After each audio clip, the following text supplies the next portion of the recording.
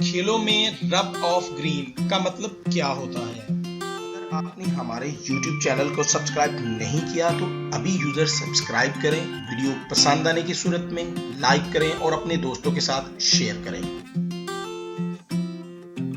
اتوار کو New Zealand اور انگلینڈ کے فائنل میچ کے آخری اوور میں نیوزی لینڈ کے فیلڈر کی تھرو بیٹس مین سٹوک سے ٹکرا کر باؤنڈری لائن کراس کر گئی، جس کی وجہ سے انگلینڈ کو 6 رنز ملے اور انہی رنز نے انگلینڈ کی فتح میں بنیادی کردار ادا کیا۔ انگلینڈ کپتان مورگن نے فتح کے بعد پریس کانفرنس میں اسے اپنی ٹیم کے حق میں رب آف گرین قرار دیا۔ رب آف گرین زیادہ تر برطانیہ میں محاورتاً استعمال ہوتا ہے اور اسے خوش قسمتی کے لیے استعمال کیا جاتا ہے۔ کھیلوں کی زبان میں جب حرکت کرتی ہوئی گیند حادثاتی طور پر بیرونی قوت سے ٹکرا کر رخ تبدیل کر لے یا رک جائے تو اسے رب آف گرین کہا جاتا ہے۔